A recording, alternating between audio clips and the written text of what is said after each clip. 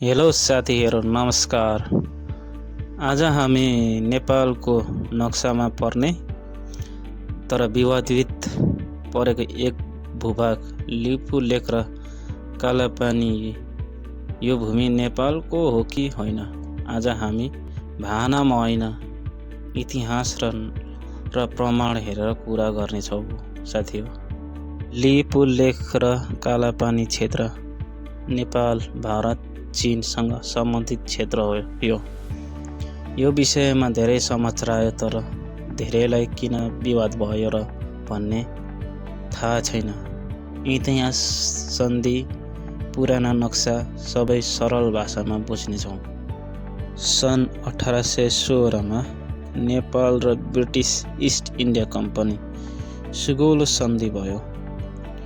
यस सन्धिमा भनिएको छ, काली नदीको पूर्वी भाग नेपाल र पश्चिम भाग ब्रिटिस इस्ट इन्डिया कम्पनीमा परेको छ।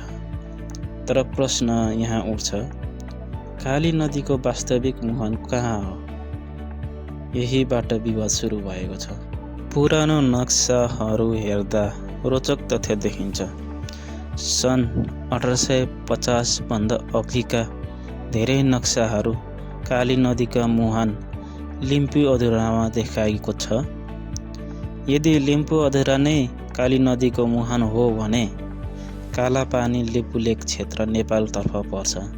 नेपाल सरकारले पनि यही आधारमा सन् 2020 मा नयाँ नक्सा आधिकारिक नक्सा सार्वजनिक गर्यो।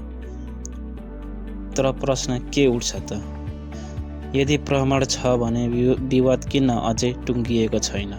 यसको कारण फरक नक्सा प्रयोग, नदीको मुहानबारे फरक व्याख्या र क्षेत्रको रणनीतिक महत्त्व। यो तिब्बत जाने पुरानो व्यापारिक मार्ग पनि हो र अहिले सडक तथा सुरक्षाको दृष्टिले महत्त्वपूर्ण मानिन्छ। हाल यो क्षेत्र इन्डियाको नियन्त्रणमा रहेको पाइन्छ। नेपालले कूटनीतिक माध्यमबाट वार्ता हुनुपर्छ भन्ने धारणा राख्दै आएको छ। यो विषय सैन्य होइन, इतिहास, कूटनीतिबाट समाधान खोज्नुपर्ने विषय हो। कतिपयले भन्ने गर्छ यो विषयलाई अफवाह भन्छन्, तर तथ्य के हो भने यो विषयलाई सन्धि, नक्सा र दस्तावेजसँग जोडिएको छ। त्यसैले यो केवल भावनामा होइन, ऐतिहासिक प्रमाण आधारित विवाद हो। अब प्रश्न तपाईँलाई है, पुराना नक्साहरू सन्धि हेर्दा लिपुलेख कालापानी नेपालकै हो भन्ने दाबी कतिको बलियो लाग्छ? तपाईँको विचार कमेन्टमा लेख्नुहोस्।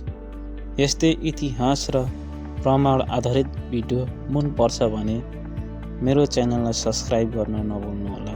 धन्यवाद।